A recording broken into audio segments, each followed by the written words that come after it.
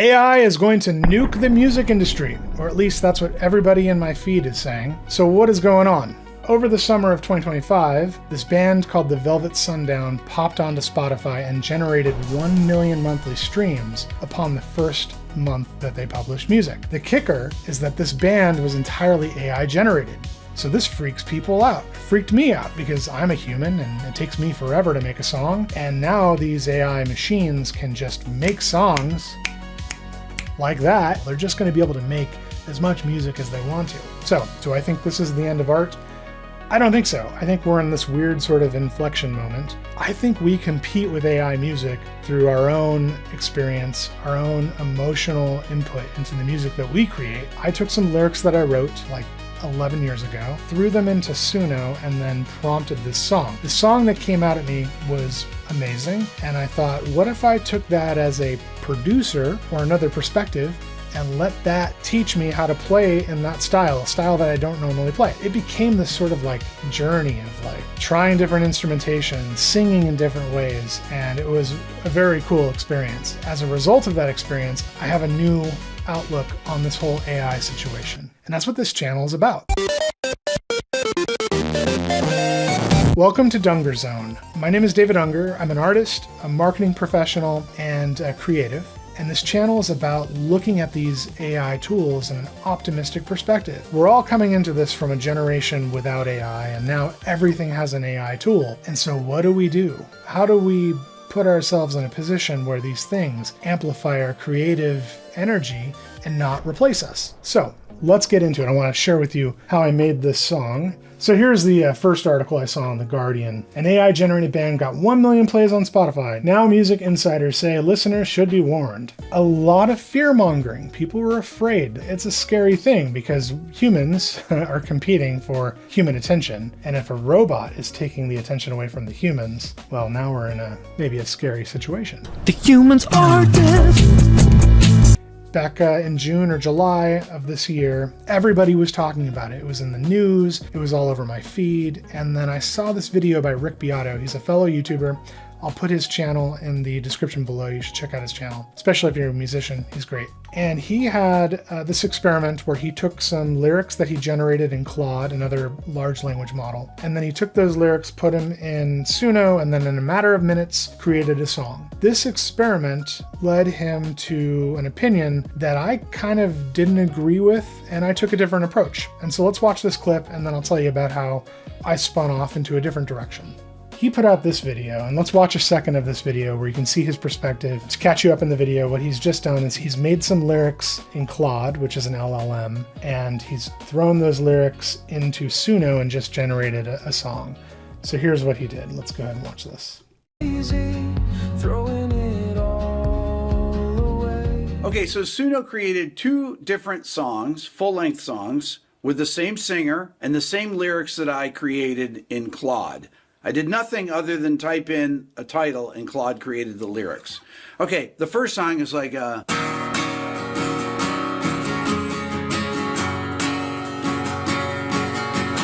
second song has this oh no, actually that's the Smashing Pumpkins, but you get the idea. I had nothing to do with creating these songs. Now I can play them on the guitar because I know how to play the guitar because I spent 47 years playing guitar and bass and piano and drums. So I know how to play these songs as soon as I hear them. I mean, I could theoretically just cover them now and say that they're my songs, even though I would not do that because they're not my songs. They are actually versions of other people's ideas along with this synthetic voice. Okay. That's a very interesting point. He took the approach of, I would not cover these songs because these are not my songs. So Sunno is a popular music generator, an AI generator. Think of it like ChatGPT, but for music. It will create full original songs, original, right? That's the debate. Complete with vocals and instrumentation from just a single text prompt. Basically, to use it, you type the description of the song you want to hear, you specify the genre, the mood, a subject, like make a song about my dog or whatever it is. It'll spit it out. So like, how is that working? What Sunno has done and what they've publicly said is that the AI model that they use was trained on tens of millions of recordings. In a legal filing, the company described the training data as including essentially all music files of reasonable quality that are accessible to the open internet, abiding by paywalls, password protections, and things like that. So to me, that sounds like YouTube, just saying. Sounds like they trained the whole model on anything on YouTube. So if your music's up on YouTube, you are probably feeding Sunno. So yeah, Sunno is basically training on everybody's music. And I know like there's a bunch of controversy around that because who gets attribution and where's the credit? And I think these companies and lawyers are having that debate in the courts right now, I'm sure. Answers! I want the truth! And I don't have an opinion on that because I'm not a lawyer. You can't handle the truth! I also thought about innovation versus inspiration. There's a bit of like this happening naturally where we listen to music as artists. I go pick up a guitar, I play like whomever I'm trying to play like. That becomes a part of my like skill set, and then I eventually evolve into my own artistic style, right? So we're doing that as humans, and we're not really giving credit to all the bands that we've learned from. And so if you can think about it in that perspective for a minute, even though I know there's all this like negative legal churn and dissonance because of that whole thing, if you could just think about it like that for a second, you can get a lot of good out of these tools. It's available now. Doesn't seem like it's going away. And as a musician and a creative, I kind of want to know these things. So I wanted to make a cover. I wanted to try it. And I wanted to do it in a way that was different than the style of music that I'm used to making. For those who don't know, the type of music I make is very pop. It's very 80s sounding. So I wanted to do something that would take me out of that comfort zone and challenge me. And I'm a huge fan of John Mayer. So I thought, what if I gave my song a John Mayer sound? This is an LLM called Gemini. I think the original prompt I started with was describe Hall & Oates. And then I was like, define the characteristics of the music along with the mood, the vibe, the styles, include the instrument call out, blah, blah, blah. Gave me a bunch of stuff, but then I came down to, let me get to the Madonna. Okay, I apologize for those who don't like Madonna. I apologize for those who don't like John Mayer. I know a lot of people don't. I got this John Mayer thing, and then I said, make it 1,000 characters. And that's because Sunno, at the time when I was making this, took 1,000 character input on the style guide. And then I said, include some descriptions on his voice. So you can see, I'm just sort of like tailoring it so Gemini gives me the right prompt. I take this prompt, I go over to Sunno, and I basically drop that here into the style box. Now, the interesting thing here with the lyrics is that I didn't go, like with Rick Biato's example, he just went to Claude, another LLM, generated some lyrics by just saying, write me a love song or whatever his prompt was, and it spit out some lyrics. I wanted to do something a little more personal. This is a song that I recorded 11 years ago, and my buddy Marsh and I wrote the song and the lyrics together. Then there's a few settings, you know, you can choose like I want a male singer, a female singer, an instrumental, turn it up for wild, unexpected results. Makes it weird. Style influence, turn it up to match the style of your description, right? So I get that kind of in the middle, let it drifting wherever it wants to go. I hit create, and then 1 minute later, I get this bad boy right here. Let's play a second of this. I'm also going to link this down in the description below, so if you want to hear it end to end, you can hear the AI version of this song.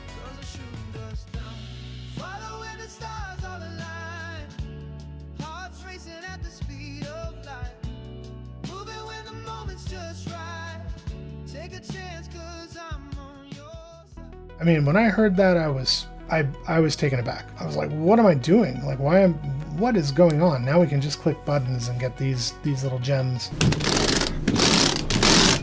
And everybody I played it for didn't know it was AI. And I decided, okay, that is going to be my producer.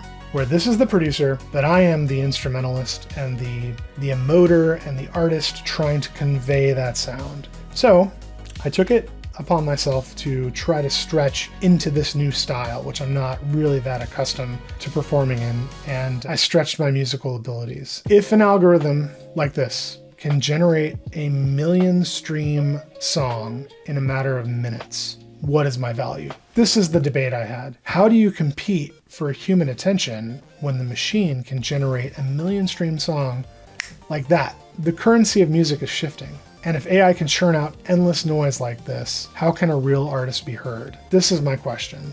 Anyway, let's jump over to the section and I'll show you what I did with it. For those of you producers and audiophiles who record in a very organized and methodical process, I apologize for my organization chops. I don't name anything, I just go. And so like I've got 80 some odd tracks here that are just go and not a lot of titles and etc. But this is kind of what the session looks like. So there's a lot of stuff going on here. This is my mixer. There's a lot of channels, a lot of plugins. I did a lot with this mix to make it sound the way it sounds. And let me just talk about how I went about this. So I started with the music. I'm not a vocals first kind of person. I wanted to do that last. That's the hardest part for me, is to get the emotion through, the sound through. I'm not the strongest vocalist, so it takes me a little bit of extra time, but I get motivated by a really good performance and mix. So I started with the music. Let's just listen here to, again, the Sunno gods put out, right? Yep. Pretty good. All right. So I started with the drums. I programmed some drums. I got them right here. So I got this sort of kit. This is just the kick snare. And then I grabbed a loop of a hi-hat. So that's our rhythm. Then I performed a bass. Well, first I performed a real bass here, but I didn't like that. So then I programmed a bass to get better sounding bass here.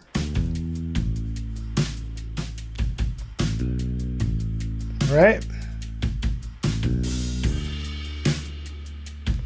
Now let's talk about the intro. So the intro is something I did that was completely original. So if you remember the song, it starts with this sort of like soloed out guitar, which is just one guitar doing a little bit of a progression, right?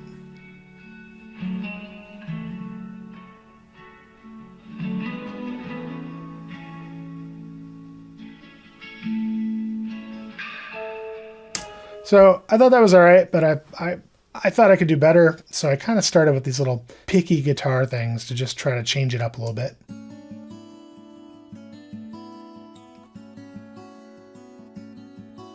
And they sort of bounce between the left and the right speaker. If you're wearing headphones, you can hear that. Then I put a steel guitar in there. Right?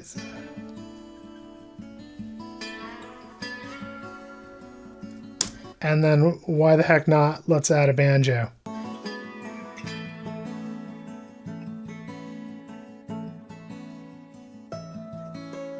So right there, this is a good example of the thing I'm trying to talk about with why this is so powerful for an artist. If I just sort of shunned this, I wouldn't have gotten myself here. And this is something new. Like, this is a new experience for my musical craft. I don't normally play picky guitars and banjos and slide guitars. So I was like getting out of my comfort zone right at the beginning of the track, which I thought was fun. Like, the vocals were the hardest thing about this. I recorded all the instrumentation, had a blast doing it. But then when I got to the vocals, I couldn't get the performance to emote the way I basically wasn't as good as the AI robot, and it was killing my ego. And my lovely wife was like, let me help you. She sat down with me and produced the emotion out of me one night. We sat from like 12 a.m. to 6 a.m. one weekend, and without her, I don't think I would have had, I think this is the best I can get my vocal, at least right now. And she really got it out of me. So props to her for producing me. But this is kind of what I did with my vocal. It's a little more gritty, a little bit more low in timbre compared to the machines. Here we are. We fought together like a parachute and stars. And then in the chorus, we've got this sort of tree of harmonies. So I'm gonna like solo all these guys up so you can hear this. And again, this is just me sort of like experimenting with the whole melodic structure of it. He didn't really have these harmonies. I kind of like took some liberties from the track and came out with this. Following the stars online, hearts racing at the speed of light, moving when the moment's just right. Take a chance, 'cause I'm on your side. Following the stars online, so fast that we're out of sight. Come away, let's see what we'll find. Come away to the edge of nowhere. And then another thing I did that I was like, that was fresh and sort of my own design was I was calling them the Black Hole Sun guitars. Because it reminded me of the lead guitar in Black Hole Sun. Has a similar like tremolo sound. So I put this right in the chorus. Following the stars online, hearts racing at the speed of light, moving when the moment's just right. Following the stars align, so fast that we're out of sight. Come away, let's see what we'll find. Put a couple organs in there. So obviously we have the come away part here. Come away to the edge of nowhere. Come away, leave your thoughts behind. And that your thoughts behind part is like my favorite moment in the entire song. Happens twice, first chorus, second chorus. I just love the way that there's like a note change in the progression. And then when the banjo comes in, my mind started melting. I appreciate the banjo. I like Steve Martin and the Steve Canyon Rangers, and folk music in general is amazing. I appreciate it, but I'm not a banjo player by any means. And I sort of stretched myself to play this, but I'm so happy with the way it sounds. Take a listen.